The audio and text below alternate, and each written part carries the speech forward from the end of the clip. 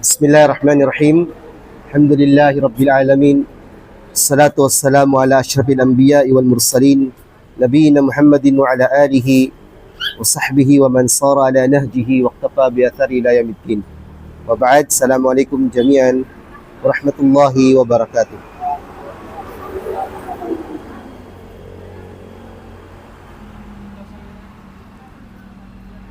Lahat ng papuri naukol lamang sa Allah subhanahu wa ta'ala. Purihin natin at pasalamatan ng Allah subhanahu wa ta'ala sa mga biyaya na kanyang pinagkalob sa atin. Sa gabing ito ay isang paksa patungkol sa isa sa mainam o paraan ng pakikitungo sa mga taong nagkakasala o may kasalanan. Ang kasalanan, o paggawa ng kasalanan ay bagay na hindi maiwasan ng isang tao. Normal o nagagawa ng tao na nagkakasala at hindi ito maiiwasan ng isang tao habang siya ay nabubuhay. Kumbaga ito ay parte ng kasama at kakibat ng tao sa kanyang pagsilang sa mundong ibabaw. Wala tayong masasabing tao na hindi nagkakasala o tao na hindi magkakaroon ng kasalanan. Kaya lamang ang Islam ay tinuturo sa atin na hindi maari ang pananatili sa paggawa ng kasalanan, bagpos ang pagbabalik loob kapag nakagawa ng kasalanan. Sa pagitan nating mga tao ay hindi maiwasan na nakakakita tayo o may kakilala tayo na taong nakagawa ng kasalanan. Iba't ibang uri ng kasalanan. Halimbawa, nagnakaw, pumatay, nakagawa ng zina o ng dambong ng kayamanan, gumawa ng hindi makatarungan, at minsan ay na-allergy tayong makasama yung tao na to. Kinamumuhian natin ang tao na to dahil sa kanyang ginawa, at ang lahat ng may connection sa kanya ay ayaw nating makasama dahil sa kasalanan na ginawa niya. So, ganito ba yung turo ng Propeta Muhammad sallallahu alaihi wasallam sa taong nakagawa ng kasalanan na kamumuhian baga natin siya habang buhay, o hindi natin ba siya bibigyan ng pagkakataong magbago, o nandun pa rin ba yung pagmamahal natin sa kanya bilang isang Muslim bagamat kinamumuhian natin ang kanyang kasalanang ginawa. So ang pakikitungo sa mga nakagawa ng kasalanan ay nandun pa rin ang tinatawag na pagiging pagkakaroon ng awa at habag sa kanila. Awa at habag sa kanila hindi dahil kinaawaan natin sila, dahil makasalanan sila. Kinaawaan natin sila kasi nakagawa sila ng kasalanan, at ang nais natin sa kanila ay ihingi nila ito ng kapatawaran sa Allah subhanahu wa ta'ala. Minsan isang kaganapan sa buhay ng Propeta Muhammad sallallahu alaihi wasallam, sa hadith na iniulat ni Abi Umama, na merong isang binata ang nagtungo sa Propeta Muhammad sallallahu alaihi wasallam at sinabi niya na i'dan li bizzina. Sabi niya sa Propeta Muhammad sallallahu alaihi wasallam, "Ya Rasulullah, payagan mo kung gumawa ng zina." Ano ibig sabihin ng zina? Pangangalunya. Pumunta ang lalaking ito kay Propeta Muhammad sallallahu alaihi wasallam at humingi siya ng permiso sa Propeta Muhammad sallallahu alaihi wasallam na payagan siyang gumawa ng zina. Ang mga tao sa paligid ng Propeta Muhammad sallallahu alaihi wasallam ay nagkaroon ng komosyon sapagkat hindi nila nais yung ginawa ng lalaki na darating sa harap ng Propeta Muhammad kasama ang kanyang mga kasamahan at sasabihin niya na, "Ya Rasulullah, payagan mo kung gumawa ng zina." Nung ginawa ng Propeta Muhammad sallallahu alaihi wasallam, nagalit ba siya? O sinabi niya sa mga kasamahan niya na Ilayo niyo yung tawang ito kasi yung tabas ng dila niya, ganito ganyan, hindi magbubuti. Anong ginawa ng Propeta Muhammad sallallahu alaihi wasallam? Pinaupo niya yung lalaki. Pinaupo niya sa kanyang tabi at sinabi niya na, gusto mo ba na gawin yan sa nanay mo? Sabi niya, gusto mong pangalon niya, gusto mo bang gawin yan sa nanay mo? Sabi ng lalaki ay, hindi, ya Rasulullah. Gusto mo bang gawin yan sa anak mong babae? Sabi niya. Gusto mong pangalon niya, gusto mo bang gawin yan sa anak mong babae? Sabi niya, ya Rasulullah, hindi.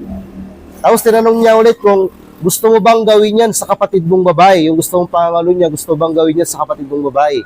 Sabi niya ay, hindi, ya Rasulullah. Tinanong niya ulit kung gusto mo bang gawin sa mga tita mo yan, sa side ng nanay mo o sa side ng tatay mo. Sabi niya ay, hindi, ya Rasulullah. At ang Propeta Muhammad sallallahu alaihi wasallam ay nilapag niya ang kanyang kamay. Pagkatapos sinabi niya ay, Allahumma gfir dambahu wa tahhir qalbahu wa hassin farjahu. Sabi ng Propeta Muhammad sallallahu alaihi wasallam, nilapag niya ang kanyang kamay sa lalaking yaon at pinalangin niya sa Allah na Allah patawarin mo na ang kanyang kasalanan, dalisayin mo ang kanyang puso at pangalagaan mo ang pribadong parte ng kanyang katawan. At pagkatapos nito ay, ang lalaking yaon, hindi na kailanman lumingon sa nais niyang mangyari.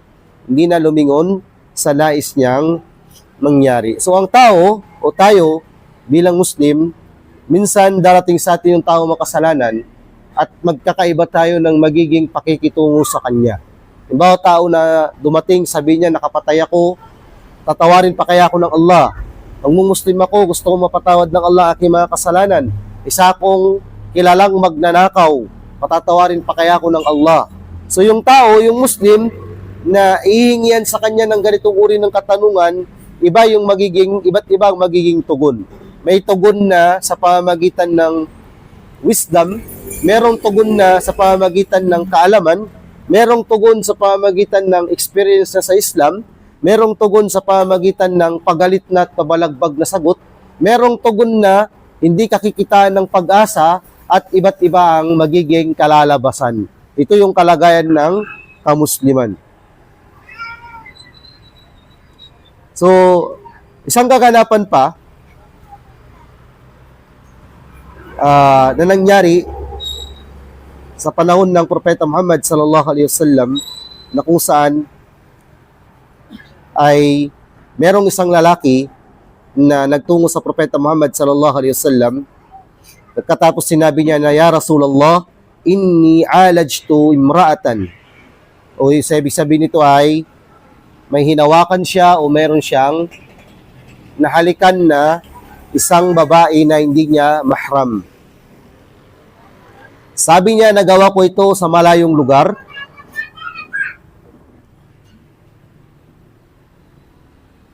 At dumating ako sa iyo, ya Rasulullah, upang ibigay mo sa akin ang hatol na nararapat sa akin. Sabi ng mga tao sa paligid ng Propeta Muhammad sallallahu alaihi wasallam, lalo si Umar ibn Khattab, tunay na ang Allah ay pinagtakpan ka na kasi ginawa mo yan sa ibang lugar. Pagkatapos, nilantad mo naman ang sarili mo. Ang Propeta Muhammad sallallahu alaihi wasallam ay nanatiling tahimik. Pagkatapos ang lalaki ay umalis. Tapos sinundan siya ng Propeta Muhammad sallallahu alaihi wasallam. At nang sinundan siya ng Propeta Muhammad sallallahu alaihi wasallam, sinabi sa kanya na aqimis salata tarafay nahari wa zulufan min al-layl inal hasanati yudhibna sayyiat dhalika dhikra lid-dhakirin. Binanggit ng Propeta Muhammad sallallahu alaihi wasallam ang isang talata na itindig mo ang pagdarasal sa araw at sa gabi, sa kadiliman ng gabi, tunay ng kabutihan ay binubura nito ang mga nagawang kasalanan at ito ay isang paalala sa mga nakakaalala. Sabi ng isang lalaki na nakarinig, ya Rasulullah, ito ba ay para lamang sa lalaking yaon? Sabi ng Propeta Muhammad sallallahu alaihi wasallam, bagkus para sa lahat ng umma ng Propeta Muhammad sallallahu alaihi wasallam. So ang punto dito, mga magulang at mga kapatid, ang lalaking yaon ay nakagawa ng pagkakasala at ninais niya ang kapatawaran o ninais niya ang kadalisayan para sa kasalanang kanyang nagawa. Kaya't sinabi sa kanya ng Propeta Muhammad sallallahu alaihi wasallam, tindig mo ang pagdarasal sa araw at sa gabi, tunay ng magawaing mabuti ay pinapawalang sala ang ginawang masama.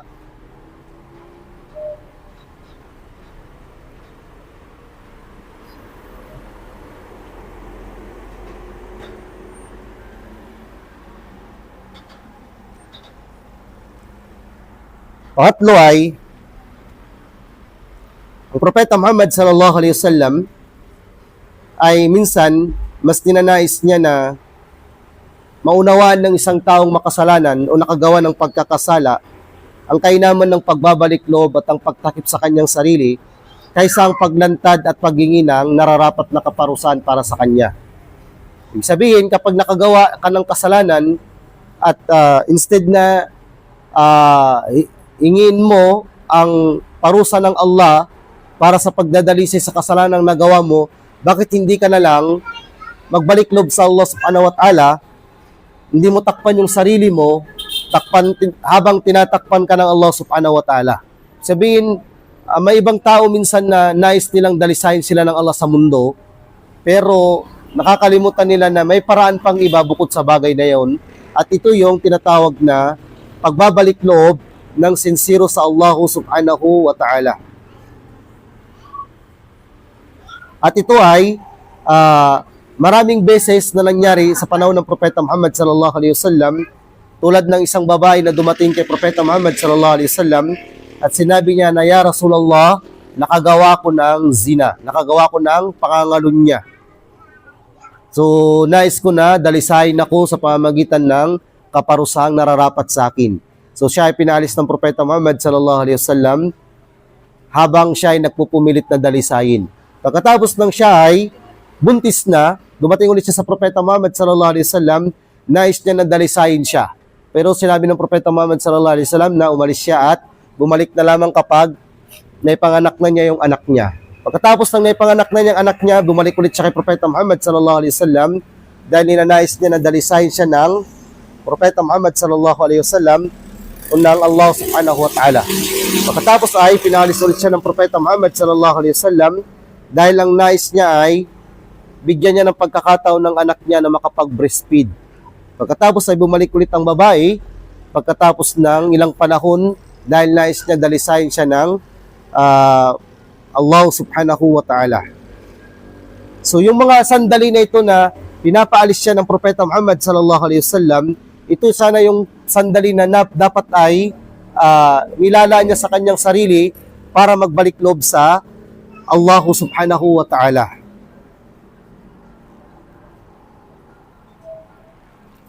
At hindi yung ipipilit niya yung nais niya sapagkat meron pa namang pagkakataon. Mainam na madalisay tayo sa kasalanang nagawa natin bago tayo mamatay, pero meron pang ibang paraan ng pagdadalisay. So ang Propeta Muhammad sallallahu alaihi wasallam, binibigyan niya ng pagkakataon ng babae na maintindihan at maunawaan niya yung pagpapalis sa kanya ng Propeta Muhammad sallallahu alaihi wasallam na magbalik loob ka sa Allah subhanahu wa ta'ala, gamitin mo yung pagkakataon kasi ito ay binibigyan ka pa ng Allah ng pagkakataon. Pero nang dahil sa pagpupumilit ng babae na madalisay siya, pagkatapos ng ilang panahon ay itinayo sa kanya ang rajam o itinayo sa kanya yung tinatawag na stone to death. At dahil dito ay sa pamamagitan nito nawa dalisayin siya ng Allah subhanahu wa ta'ala. Sunod dito, ang Propeta Muhammad sallallahu alaihi wasallam ay hindi niya nilalait ang mga taong mga nakakagawa ng kasalanan. So dumarating tayo sa punto minsan na nilalait natin, minamaliit, inuusgahan, at tinutuldukan ng isang tao nakagawa ng kasalanan habang siya ay nabubuhay, bagamat hindi man natin nasilip ang kanyang kapalaran. Halimbawa, may nakita tayong tao na Muslim, nagiinom, bagamat haram o bawal ang pag-inom sa Islam, sinasabi na natin na yung pagiging lasinggero niya ay tuloy-tuloy na yan hanggang sa impyerno. Mga ganung mga bagay. O yung si brother na lasinggero ay wala nang pagbabago yun. Mamamatay na lamang siya na lasinggero. Propeta Muhammad sallallahu alaihi wasallam, hindi ganito makitungo sa tao nakagawa ng kasalanan. Bagkus hindi niya ito kinukutya, hindi niya ito hinuhusgahan, at ang mga taong nanguhusga sa mga ganitong uri ng mga kasalanan o nakagawa ng kasalanan ay pinagsasabihan ng Propeta Muhammad sallallahu alaihi wasallam. Minsan, may isang lasing na dinala kay Propeta Muhammad sallallahu alaihi wasallam at ipinag-utos niya na paluin yun bilang kaparusahan sa ginawa niya. Ang ilan sa mga taong namalo, pinalo nila sa pamamagitan ng kanilang kamay, ang iba pinalo nila sa pamamagitan ng kanilang tsinelas, ang iba pinalo nila sa kung anong mahawakan nila kahit na yung damit nila. Pang umalis na yung lalaki, ibig sabihin yung lalaking pinalo ay pinagsalitaan ng mga nandoon, ng mga namalo yung lalaking pinalo. Na sinabi nila na malahu akhzahullah. Ang ibig sabihin nito sa wikang Tagalog ay kamuhian nawa siya ng Allah. Yun yung parang pinakamalapit. Malahu akhzahullah. Ang ibig sabihin ito sa wikang Tagalog na pinakamalapit ay kamuhian nawa siya ng Allah. Ibig sabihin salitang pagkamuhi at pagkainis at hindi maganda. Ang ibig sabihin para sa taong iyon. Propeta Muhammad sallallahu alaihi wasallam ay hindi niya hinayaan nang marinig niya yung mga lalaki nagsasabi ng ganun. Sabi niya, la takunu awna syaitan ala akhikum. Huwag kayong magiging tulong at kasamahan ng syaitan laban sa inyong kapatid. Huwag kayong magiging tulong at kasamahan ng syaitan laban sa inyong kapatid. Bagkus sabihin ninyo, Allahumma gfir lahu, Allahumma arhamhu. Bagkus sabihin ninyo na, O Allah, patawarin mo nawa siya, O Allah, kaawaan mo nawa ang lalaking yaon.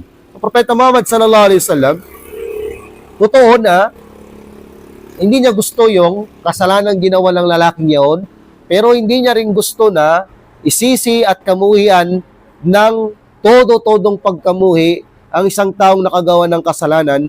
Bagkus itinuturo niya sa kanyang mga kasamahan na kung makasaksi kayo ng taong nakagawa ng kasalanan, huwag kayong maging katulong ng syaitan na kamuhian ng kapatid ninyo. Bagkus ipanalangin niyo siya na nawa ay patawarin siya ng Allah sa kanyang kasalanan, gabayan panawa siya ng Allah at ituwid ang kanyang pagkakamali, maunawaan niya kung saan siya nagkulang at nawa ay patawarin siya ng Allah at hindi siya datnan ng kamatayan na nasa ganung uri ng kalagayan. So ganito itinuturo ng Propeta Muhammad sallallahu alaihi wasallam ang kung paano makitungo sa taong nakagawa ng kasalanan o sa isang taong makasalanan.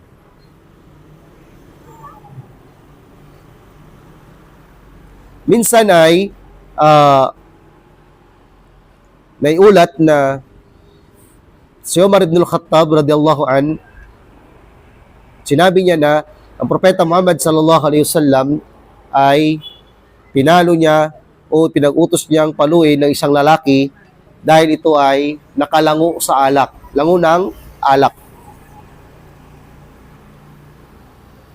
At nang pagkatapos nitong itayo sa kanyang pagpalo ay dumating ulit ito isang araw, ganun na naman, lango na naman.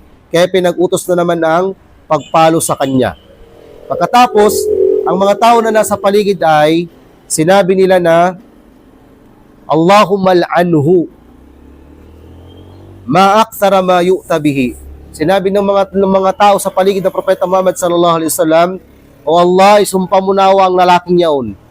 Napapadalas na lamang siyang napupunta at napapalo ng dahil sa pagiging lango niya sa alak. Ano yung sinabi ng mga lalaki? O Allah, isumpa mo nawa siya sapagkat napapadalas na ang pagpunta niya dahil sa kanyang pagiging lango sa alak. Propeta Muhammad sallallahu alaihi wasallam, nang marinig niya yon, sinabi niya, La tal'anuhu, wag niyo siyang isumpa. Wa wallahi ma alimtu illa annahu yuhibbullaha wa rasulah. Sabi niya, wag niyo siyang isumpa. Sa sumpaman sa Allah subhanahu wa ta'ala ay hindi ko nakikita siya maliban na lamang minamahal niya o may pagmamahal pa rin siya sa Allah subhanahu wa ta'ala at sa Propeta Muhammad sallallahu alaihi wasallam. Ibig sabihin, kahit na ang isang tao na nakakagawa ng kasalanan ay kahit di man natin nasisilip ang nilalaman ng kanyang puso, aminin natin minsan, meron pa rin katiting na natitira sa kanyang iman, sa kanyang puso. Minsan nasusunod niya ang kanyang sariling kagustuhan at nagagawa niyang maging makasalanan sa pamamagitan ng udyok ng kanyang sarili.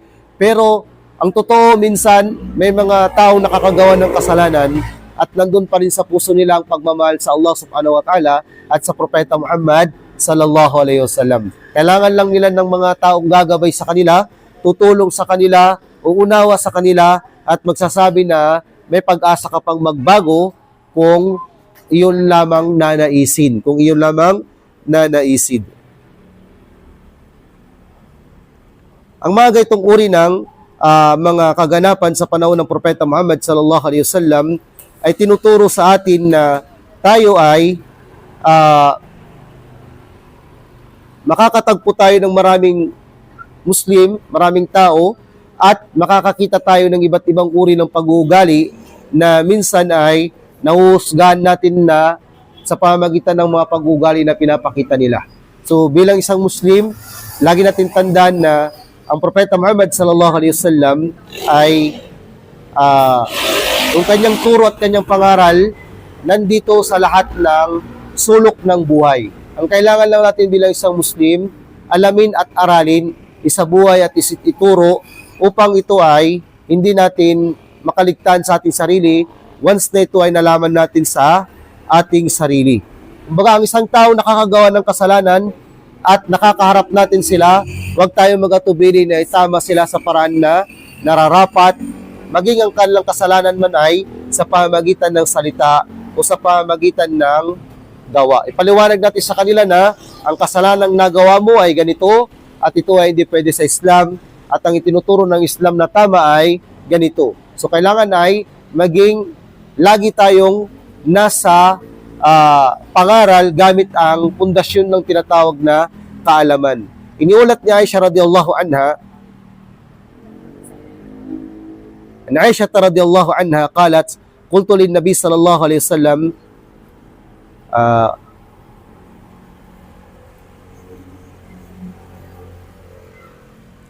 sinabi ni Aisha radhiyallahu anha kay Propeta Muhammad sallallahu alaihi wasallam, hasbuka min Safiya kada wa kada, ta'ni qasira.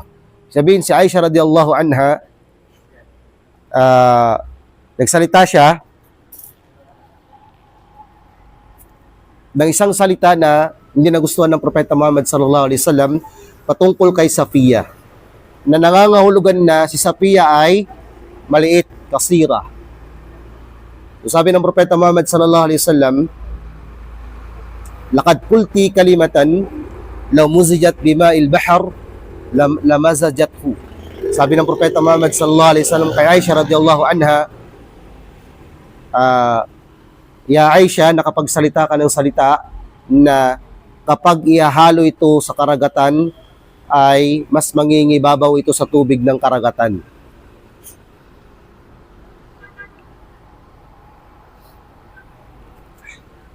So ang ibig sabihin nito ay ang salitang maaring pangungutya sa isang tao ay hindi ito palalagpasin ng Propeta Muhammad sallallahu alaihi wasallam kahit na ito ay isang biro. At inilarawan niya ito na ang salita na ito, bagamat maliit, ay kayang mangibabaw sa lalim at laki ng tubig sa karagatan. Ganon ninalin tulad ng Propeta Muhammad sallallahu alaihi wasallam ang salita ni Aisha patungkol kay Safiya. So, paano na kaya kung yung mga salita na minsan nabibitawan natin, may pangungutya, merong paninirang puri, merong mabibigat na mga salita na sasabi natin sa isang tao na nasa likodan, na nakatalikod sa atin at hindi niya alintana yung mga nasasabi natin sa kanya ay sobrang bigat pala nito kung ito ay kanya lamang nalalaman. Kahit ito ay isang aral sa ating mga sarili na Kahit na mga malilit na salita na sa iba ay wala itong bigat, bigyan natin ito ng halaga at ituro natin sa tao na kahit na ganitong salita ay hindi pwedeng maging ugali ng isang Muslim sapagkat ito ay salita na mabigat ito sa Allah subhanahu wa ta'ala. So ang punto dito ang Propeta Muhammad sallallahu alaihi wasallam, kapag nakakita siya ng pagtutuwid sa maliliit na mga bagay, binibigyan niya ito ng halaga at itinutuwid niya ito sa abot ng kanyang makakaya. Kahit na hindi siya ang pinagsalibihan o pinagsasalitaan, kahit na ibang tao ay binibigyan niya ito ng katarungan sa pamamagitan ng pagtatama sa nararapat na pagtatama sa kanila.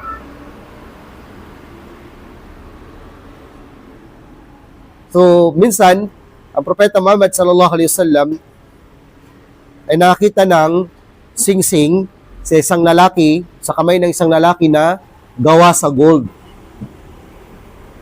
At ito ay kanyang tinanggal. Kasi ang pagsusot ng gold sa mga lalaki ay hindi po pwede. Sa babae po pwede.